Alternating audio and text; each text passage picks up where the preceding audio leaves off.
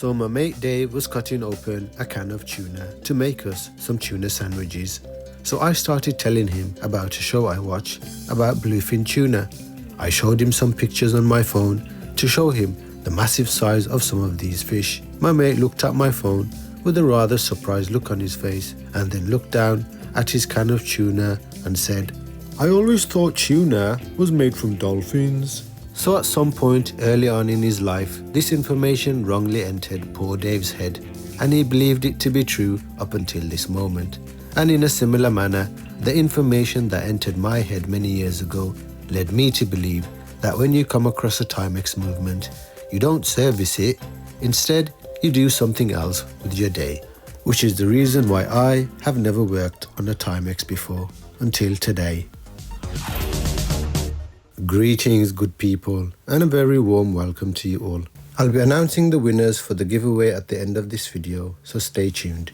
Now on some of my videos I do some research before I start filming, and on other videos I just dive right in, and on this one, just like a moth flying towards a bright hot flame without realizing the danger it possesses, I too saw this bright yellow dial with Snoopy on it and didn't consider the danger that there may be a Timex movement inside it. And before I knew it, it was too late and I was caught in the headlights.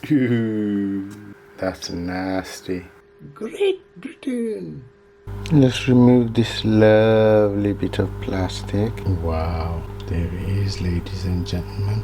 What were you expecting? Come on now, let's not sulk.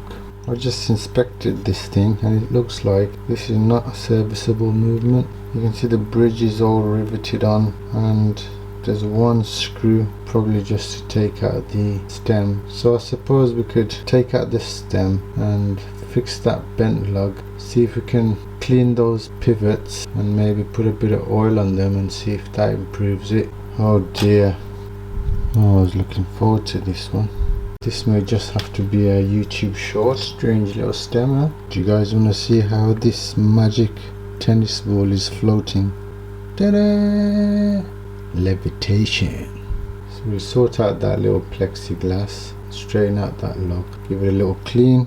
The dial looks fabulous, but you still don't know how that's working, do you? So you can see how the dial is fixed in with those folded clips. I would have liked to get access to the top pivots as well, so I could clean those and maybe stick a bit of oil on. I don't think I can remove that seconds disc. I don't have anything that will reach underneath, so I would have liked to make a video, but this thing is just too cute and there's so many things that could go wrong. So I'm going to try and clean up the pivots on this side, see if I can put a bit of oil and maybe regulate it a little bit, see if that gets it to work. Looks like this ain't going to be much of a fun video. I'll just make it into a short. Don't want to risk damaging that dial or anything. Chicken! Right. Did you just call me a chicken? Nobody calls me a chicken. Just a bit of protection on the tweezers. So, due to the absence of screws and the dial being held in with folded tabs, led me to automatically assume that this movement was all riveted on and not serviceable. So I decided to scrap the whole video and do something else with my day. But I kept looking at Snoopy playing at Wimbledon and thought it would be a shame not to show you guys this watch. So when Germ called me a chicken, I decided to do a bit of research, and lo and behold, Timex actually have a whole bunch of service manuals for these types of movements. So now, armed with this newfound knowledge that this movement can be serviced, I confidently followed the instruction which says to remove the seconds hand but not to remove the minute or hour hand. Then unfold the 3 tabs and remove the dial. Why not just remove the hands? Haha, so now we can see some screws on this side. Now I am learning as I go along, so you can hear me rambling a lot. But my learning so far makes me wonder whether in their infinite wisdom, Timex designed this movement with a certain type of tinkerer in mind. England! You know, stick it in some lighter fluid or some WD-40, then slap on some 3-in-1 oil. I see you all shaking your heads and distancing yourselves from such a practice. Nah, not me, Joe. I would never do such a thing. Relax, because that's exactly what Timex tell you to do. Stick the whole movement into some lighter fluid or WD-40 and then slap on some 3-in-1 oil and hope for the best. Well, not quite. So to demonstrate if this method would make any difference, I'll be sticking the whole movement into the cleaning machine without dismantling it, as Timex suggests. That little ridge there does sort of act as a safety precaution so that this washer doesn't come off accidentally. If, however, the movement is really dirty, then there is a second method where the whole movement can be dismantled, and we'll discuss that later. But for this first method, you do have to remove a couple of parts. Once we've let the power down from the dial side, we remove the ratchet wheel washer and the ratchet wheel. We then remove the stem and crown, and then we remove the balance. Now this part might sound scary and put a lot of you off, but hopefully this demonstration should show you that it's not all that bad if you have a steady hand. We just push out that massive brass wedge pin and just rotate the balance to slide out the hairspring from its bracket and the regulator arm. So you can see how it spins out, pin bracket and the regulator, and it's out. Oh, now it's back in. So unlike a fine pivot and jewel system that you see on most watches, Timex uses this V-conic bearing system. It has a very thick balance staff with V-shaped pivots. The bottom plate has a fixed V-shaped bearing, but the top plate has a bearing which is a screw that moves up and down, and this is used to free the balance staff, which then allows the balance to be tilted out. And when the balance is reinstalled, you just tighten the screw to wedge the balance back in. This screw also allows the easy adjustment of the end shake. There we go. What a way to do it, huh? And that's it. Apparently that's all we need to remove. And now we can stick the whole bloody thing in the cleaning machine. Really? Okay, let's do it. The balance, the ratchet wheel, the washer, the crown, and everything else, they say just dump into the cleaning machine. And it says place it dial plate down, but I'm not risking damaging that pivot for the seconds hand, so I'm going to do it this way. It's supposed to do it the other way to allow for drainage. We'll drain it, don't worry. If you don't have a cleaning machine like this, then there are instructions on how to do it by hand, and I'll add the technical sheet on my website joesblogs.com, where you can also find some special wrist candy for your wrist.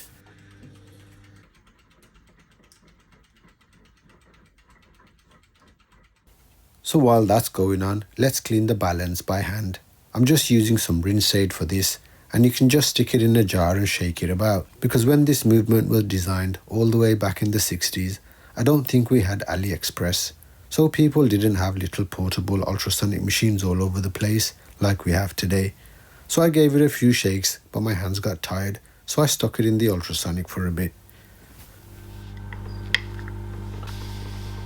So let's check it out, if it's drained, as they say. Plop. That looks pretty drained to me. And you can see how they've left that mainspring without a lid so that it does drain, and that's why they wanted it dial side down. Pretty cool, huh? Now the hairspring looks all tangled, but it's just the solution that's got caught in between the coils.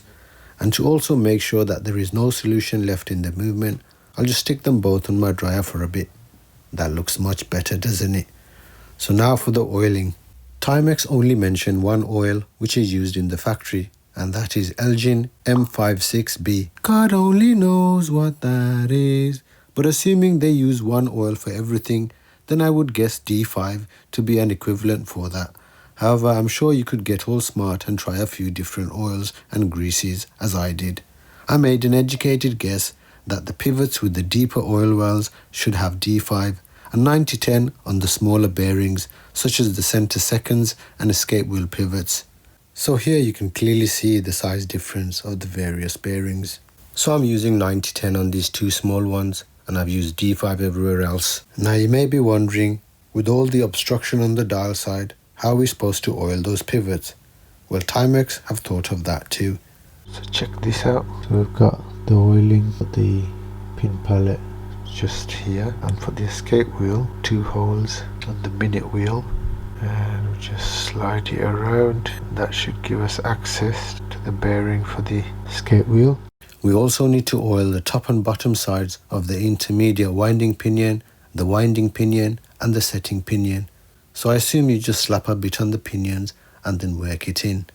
But if you wanted to, it would be really easy to remove this rocker and this whole keyless and just do it properly, as it's just one screw. And I can't help being a bit extra by trying to get some oil underneath this rocking bar bushing. But as I rock it back and forth, you can see my logic. And I'm doing these extra steps as the technical sheet is a little vague when it comes to the oiling. It just says the movement should be oiled in the normal manner using only high grade oils. So when it says should be oiled in the normal manner, I'm assuming that means to oil as you would a normal movement. So I'll also oil the pallet pins and the stem and other parts where I think it's necessary, even though it doesn't really tell you or show you these points on the sheet. Now this is interesting and is mentioned on the sheet. We have to oil the top and bottom V-conic bearings before we put the balance in, and they should be no less than 3/4 full. So no less than means you could fill the whole bloody thing, right? So let's get this hairspring in very gently. If my head gets in the way, it's because I'm having to use my loop. Just need to adjust the screw slightly, just so that it holds both pivots in. Let me see if I can give you a shot of what it looks like now. Now just get that hairspring back in. So you can see that step on the end of the spring. That is there so you get the correct amount of the spring into the bracket. The step will automatically stop just outside of the hole, then the wedge goes in to fix it in place. My head got in the way here, but the wedge is in and secure. Once the balance is secure and both pivots are in the bearings, we can tighten the screw to bring it down and adjust the end shake. And that's it really. Now we just put the ratchet wheel back on and it slides underneath the click. We then stick the fastening washer back on, and again I'm being extra by using some blue grease on the click spring and the setting lever spring. But if you have only one oil to your name, then just use that. And D5 is probably the most versatile and should be one oil that everyone has, even if it's out of date by 10 years. I've oiled the stem as normal before I install it and screw down the setting lever, and now we can see if we've managed to make this thing tick like a Rolex. Give it a little wind.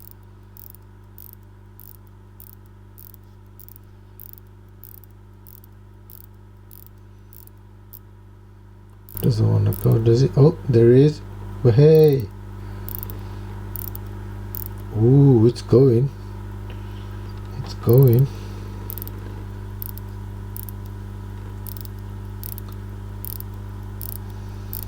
Let's check it out on the timing machine, and then we'll adjust the end shake a little bit more if we need to. Okay, let's check it out.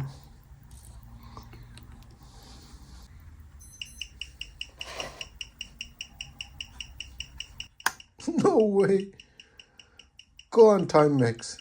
You just need to regulate it a little bit. And they've even given us a little regulating arm there, look.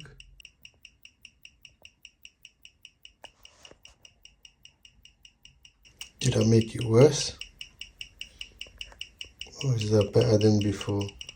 Is that good for a Timex? I don't know. Somebody please let me know. Beat error is 2.3. And the rest of it looks like a blue snake and a yellow snake having a race. I suppose now you'll be wanting me to dismantle the whole thing. Sod off, I ain't doing that. And I suppose that's probably the method that most of you would have wanted to see. No, they want to see you strip the whole thing down. You guys ain't gonna make me strip this whole thing down, are you really? Come on. Please no, oh God, please no. Let's bloody do it then. Let's start off by letting the power down. Right, so in the interest of science, let's dismantle it completely and see if it makes any difference. Okay, so we're gonna have to remove that hairspring again. Some of you guys are probably thinking, well, if we can do it this way with the Timex, then maybe we can just stick a whole Rolex movement into the wash in the same way. Is that how I've raised you guys? To think like that? So I won't show all the bits I did previously, but as before, it's best to remove the ratchet wheel first and then the balance. But this time I've only unhooked the hairspring and left the balance in, as it would be easier to remove it this way since we are parting the two plates. Then I removed the rocking bar, as the screw for this also holds in the two plates. We then removed the remaining two screws and everything just dropped out. I wonder how I'm going to get that all back in, since the screws are on the other side. I think it would have been a good idea to just lay this thing flat on the work mat and undo the screws instead of having it on a holder.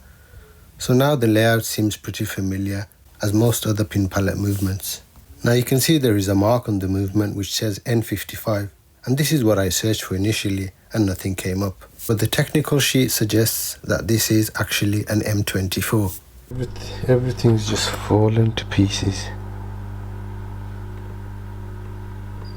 without me really doing much. Does this come off? Oh yeah, that comes off. Deary me, what a shambles.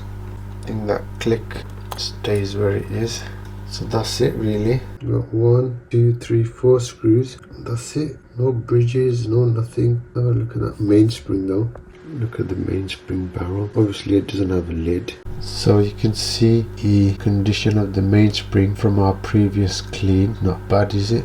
And all the other parts also look very clean. On this plate we've got the click which is fixed, and we've got the 2 springs which we'll leave there as well, and there's the regulator. You can see V-shaped balance stuff. Look how fat that balance stuff is.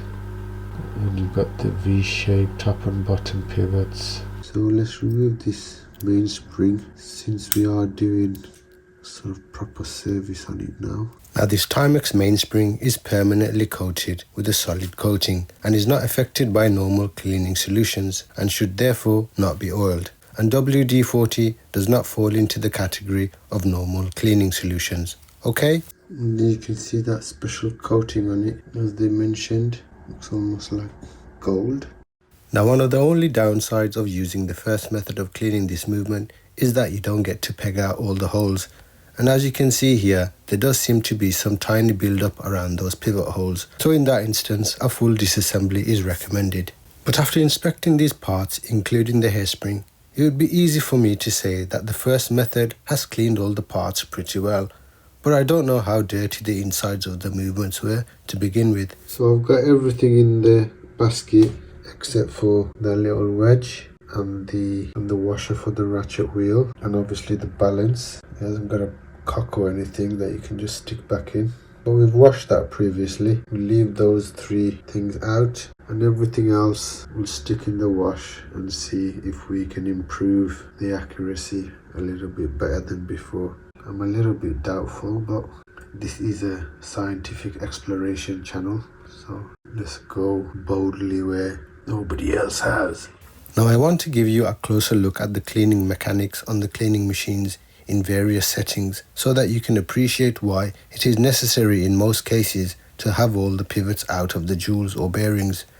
The back and forth motion or vibrations can drag the solution through the holes and break away any stubborn congealed oils or dirt. With the movement assembled and the pivots in the holes, the fluid doesn't really get to pass through all that much. And here you can see the speed at which that final spin is happening before it goes into the heated drying phase. So the drainage of an assembled Timex movement with an open mainspring barrel should never be an issue. But it's imperative that the final cleaning fluid or rinse aid is absolutely clean without any contamination for the first method to be effective. So you will have to use your own loaf for the oiling points, as the sheet doesn't provide any sort of guide for this second method. But if you've serviced any movements before, you should have an idea of the friction points that require lubrication. And this time I won't try to be smart with the oils and just use one oil throughout, just to see if we get a different outcome. So no issues with this Swiss tool to get this mainspring into its barrel. Now you may think that with all my experience I managed to get this together in a few minutes, but it took me about half an hour just to get the pivots lined up and the 2 plates screwed down. And the main reason was the pins on the pallet kept finding themselves on the inside of the escape wheel rather than sitting outside. So if you had a similar problem, then that's where you should look. Here you can see the two pins sitting outside, but it only takes a small nudge when installing the cover plate for them to end up on the inside. Now this winding pinion sits inside this bungalow sandwich, but it's a pain to get in. So I'll make the sandwich without the filling and stick the pinion in after I've screwed everything down. And I'm just gluing the two bungalows with oil, which should hold it together until I need to part them. Now we've all been so busy with this experiment that I've hardly had room to talk about the two icons in this episode, Timex the brand and our beloved Snoopy, two icons that need little introduction from me. Timex is an iconic American brand, and what more American than a catchy slogan? Timex takes a licking and keeps on ticking, and they cost peanuts. Peanuts, you get it? Well, don't blame me for that bad pun. I got it from yous in the comment section. Now after aligning all the pivots, I initially tried turning the movement over to put the flat side on my mat to install the screws, but it all fell apart. I even tried to install all the wheels on the bottom plate, but that didn't work either. In the end, I figured the best way was to turn the movement over whilst holding it in the movement holder and installing the two screws in carefully whilst holding the plates down with my fingers. Now Timex was founded in 1854 and started life as the Waterbury Clock Company in Connecticut. The initial idea was to take something that was only accessible to a small percentage of the wealthiest in society, i.e. mantle clocks in wealthy homes, and bring them to the masses in the form of cheap, affordable watches. It became known as the Timex Company only in the 50s, and the name supposedly came from combining two magazine names, The Times and Kleenex. A bit like how Hans Wilsdorf combined Rolco and Genex to come up with Rolex.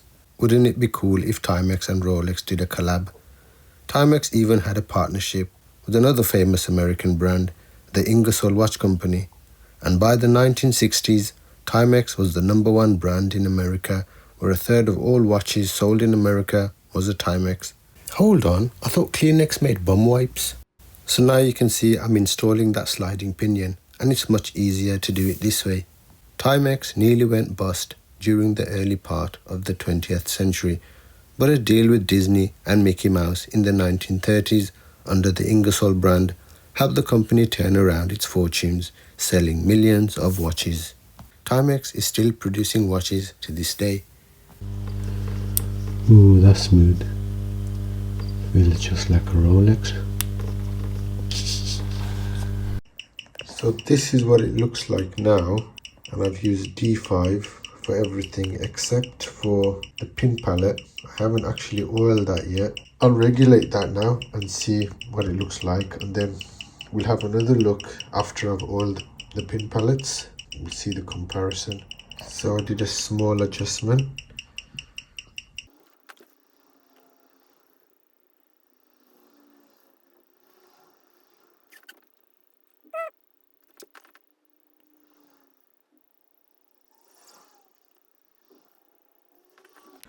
And that's what it looks like after regulating it. You can see the beater has gone a bit crazy. So I will try and oil those pin palettes, but the lines aren't as wavy as before. So I'll try and oil the pin palettes now and see if that makes a difference, and sort of adjust that screw a little bit on the balance to maybe tighten up that end shake a little bit.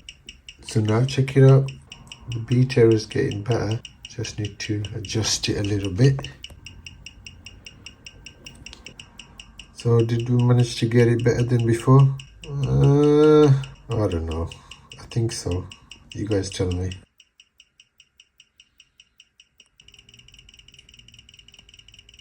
Okay, so I think that's the best tune we'll get out of that movement. So let's just finish this thing off and let Snoopy carry on with his Wimbledon tour. Due to that special seconds-hand disc, I think this plexiglass has also been designed specifically for that disc. But I'm sure there are generic high-dome plexis out there. I just don't have one in stock. And this plexi has a small internal crack. It's also in there pretty stiff, so it won't be just a snap-on one. No, there's no way I'm gonna have something like this in stock. And to house that, the seconds-hand disc, it's got that really high dome, and it's sort of wide at the base and quite narrow at the top to sort of help with that illusion of the invisible disc. So for now I'm just gonna have to polish this one up And I'm sure you've seen thousands of videos of people doing this, so just gonna have to watch another one, I suppose. Now it's easy to sand a piece of plexi and then polish it up with some polywatch, and it will take a few minutes and look great until you look really close. To do it properly, you have to take some time and work through various grits, as I'll demonstrate here. This plexiglass has over 40 years of scratches on it, so on the first attempt I used only 3 grits of sandpaper, from coarse to really fine, and you can see after the final grit it looked great even without the polywatch polish. That internal crack is still there, however, and there's nothing I can do about that. So to apply the final polish with the polywatch, I use a clean cloth and rub the polywatch around with some force. The results look great, and it only took me around 5 minutes. But under scrutiny, you can see that a bit more patience and a more gradual set of grits would have given us a better result.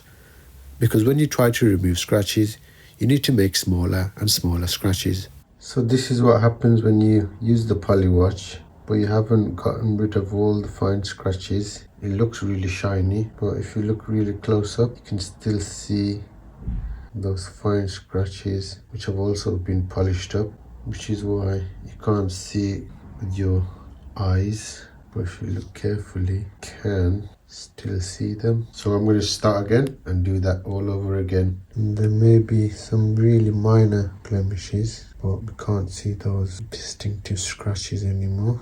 So this is where the lug needs to be. Let's get these old spring bars off. Nice of them to leave some holes for us.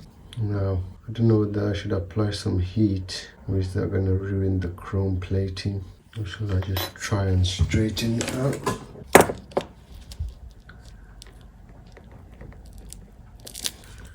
Shouldn't really be too much drama to straighten that out. So I'm not 100% sure what type of base metal this case is, but it has a chrome plating and it's actually in really nice condition, so it doesn't really need much doing to it. So sadly, no mad polishing and replating job on today's episode. Sometimes all you need is a little clean. Let's put this all back together. Now this plexiglass is quite wide at the base and was in there pretty solid to begin with, so I can't just snap it in and will require a crystal lift to get it back in. And I do add a bit of protection because sometimes the claws can mark up the soft plexiglass. Once you've squeezed the base of the plexi to make it shrink, you can just guide it into the case and then just release the claws, and that will expand the plexi to form a tight fit. We still have the hands attached to the cannon pinion and hour wheel, so there's a specific way to fit the dial. Once the dial is partially on, you must align the hour and minute hand to 12 before folding back the tabs to secure the dial. Right, so who won the 2 Pascal watches from the giveaway video? Well, this time I've used a random electronic comment picker program, so I don't want to spoil the flow of this video by randomly just sticking it in here, because I want to show you the process. So I'll stick it right at the end of the video, but I'm nearly done here anyway. Are you ready? Which way is it? So all that was left to do was to stick that floating tennis ball on, and that can be done using the normal method as if you were installing a normal seconds hand. Now we just need to recase it, and then we just need to dress Snoopy with a nice strap. Some of you did mention in the community tab that a nice leather strap is all that's needed, but since Snoopy is trying to win a British Grand Slam, I've opted to go for something a bit sporty. Let's give Snoopy a nice little strap. How about a black NATO?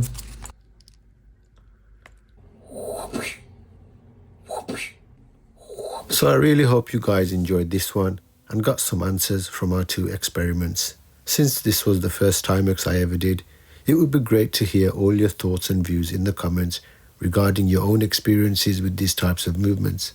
In the community post, a lot of you did comment that you struggled with these types of movements, so let me know if you learned something from my methods, or if you have some advice and techniques which you think may be useful to the rest of the community, which I may have missed myself. Right, so before I select the winners for the giveaway, please hit that subscribe button as it really helps out this channel and it costs you peanuts. Get it? Oh, I've already done that one. So for the giveaway, if your name appears on the screen, please contact me via email, which I will leave in the description. I use this software to randomly choose 2 winners.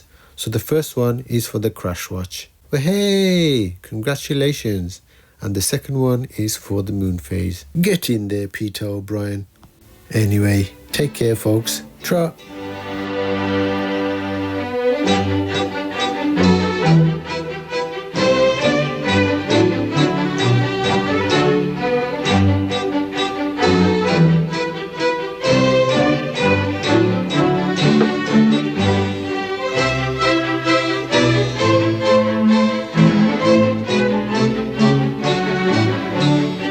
Play, please.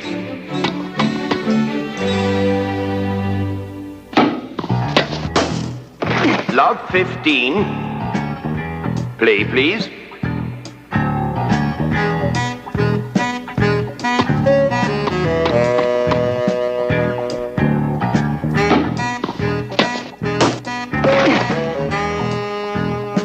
Love 30. Play, please.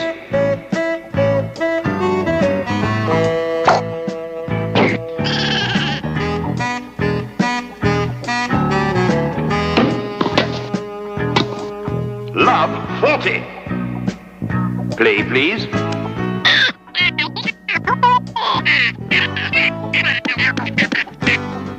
The ball was in. Love 40. Play, please.